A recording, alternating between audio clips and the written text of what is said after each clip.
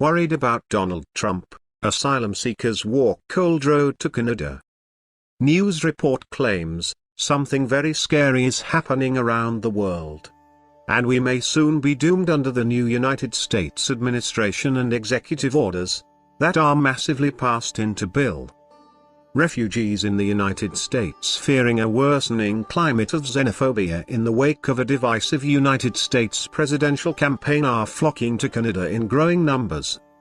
Manitoba's Welcome Place Refugee Agency helped 91 claimants between November 1 and January 25, more than the agency normally sees in a year. Most braved the freezing prairie winter to walk into Canada. "We haven't had something before like this," said Maggie Yabo, president of the Ghanaian Union of Manitoba, which has helped refugees get medical attention and housing. "We don't know what to do."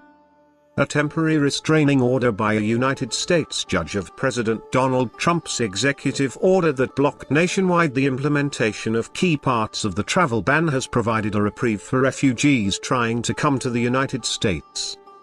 But Canadian advocacy organizations are bracing for a greater influx of asylum seekers, driven in part by the contrast between the ruling Liberal government's acceptance of Syrian refugees in Canada with Trump's anti-foreigner rhetoric. "They will make a dash for Canada, whether they are going to go through cold weather to die or not," said Abdik Ahmed, a Somali immigrant in Manitoba's capital Winnipeg who helps refugees make claims. Since late summer, 27 men from Ghana walked to Manitoba from the United States, Yabo said.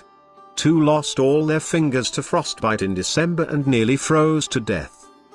More than 7,000 refugee applicants entered Canada in 2016 through land ports of entry from the United States, up 63% from the previous year, according to Canada Border Services Agency, CBSA. Over 2,000 more entered irregularly during a similar time period, without official authorization, such as across unmonitored fields.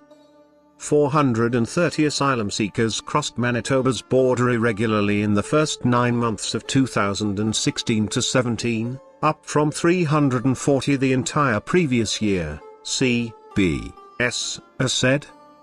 The United States presidential campaign, putting undocumented immigrants and refugees in the spotlight, terrified them, said Gezi Hagos, counselor at Welcome Place. The election and inauguration of Mr. Trump appears to be the final reason for those who came mostly last month. In Quebec, 1,280 refugee claimants irregularly entered between April 2016 and January 2017, triple the previous year's total. In British Columbia and Yukon, 652 people entered Canada irregularly in 2016, more than double the previous year. More of these people would enter at border crossings, advocates say, if Canada didn't have a policy of turning many of them away when they do. The 2004 Canada-United States Safe Third Country Agreement requires people to apply for asylum in the first of the 2 countries they arrive in.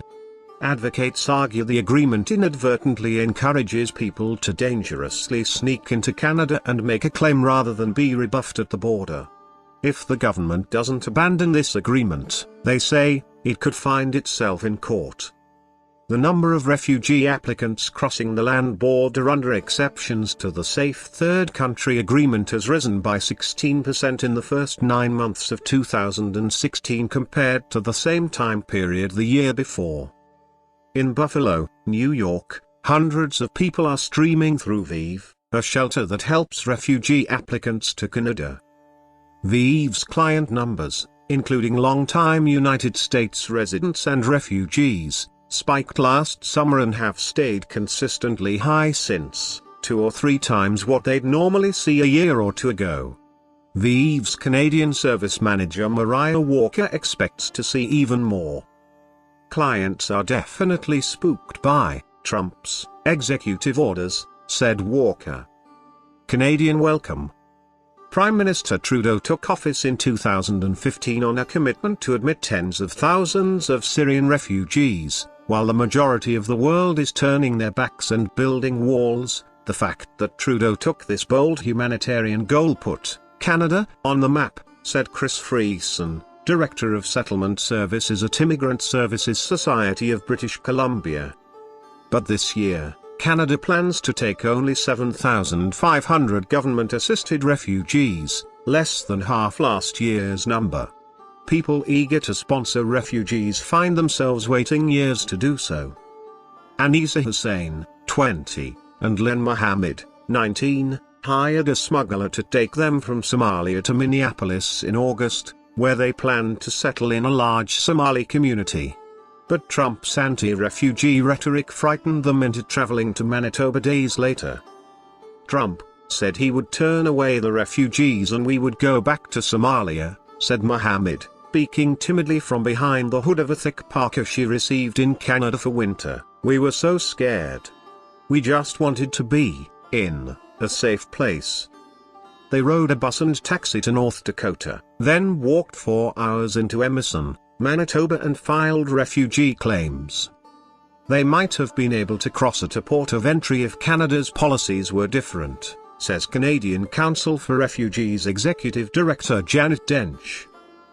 Her organization, as well as Amnesty International and the Canadian Civil Liberties Association, are demanding Canada abandon the Safe Third Country Agreement. Trump's United States is no safe haven, they argue. The government is standing by the agreement, Immigration Minister Ahmed Hassan told the House of Commons last week. If the government doesn't act, Dench said, her group will sue. We are talking about people's charter rights. So, yes, we would expect to see something in the courts. Thanks and don't forget to hit the like and subscribe.